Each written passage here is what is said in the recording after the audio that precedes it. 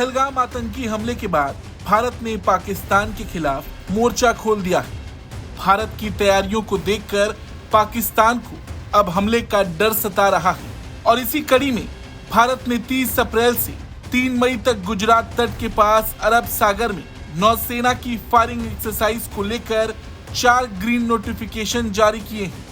ये इलाका उस जगह से सिर्फ 85 नॉटिकल मील दूर है जहां पाकिस्तान इस समय अपनी नौसैनिक ड्रिल कर रहा है। हाल ही में भारतीय नौसेना ने अपने युद्धपोतों से कई एंटीशिप मिसाइल फायरिंग कर सफलतापूर्वक लंबी दूरी के सटीक हमलों की तैयारी को साबित किया था। भारतीय नौसेना पिछले कुछ दिनों से कई तरह के सैन्य अभ्यास कर रही है, जिनमें मिसाइल फायरिंग और युद्ध अभ्यास शामिल है। आधिकारिक सूत्रों के मुताबिक आने वाले दिनों में और भी कई प्रदर्शन और अभ्यास की योजना है।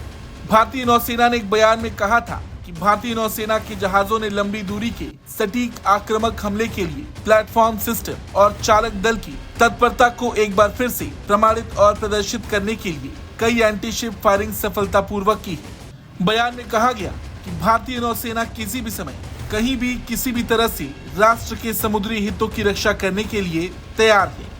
वहीं नौसेना के अलावा भारतीय वायुसेना ने भी हाल ही में एक एक्सरसाइज आक्रमण के तहत एक बड़ा सैन्य अभ्यास शुरू किया था, जिसमें पहाड़ी और जमीनी लक्ष्यों पर हवाई हमलों का अभ्यास किया गया।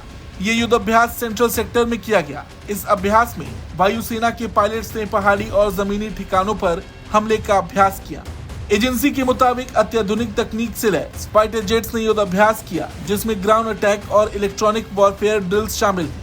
आईएफ के टॉप गन पायलट्स इस अभ्यास में शामिल रहे, जिनमें लंबी दूरी की उड़ानों में सटीक बमबारी का अभ्यास किया गया। आपको बता दें, भारतीय वायुसेना ने अंबाला और हाशिमारा में 2 राफेल स्क्वाड्रन को तैनात किया है।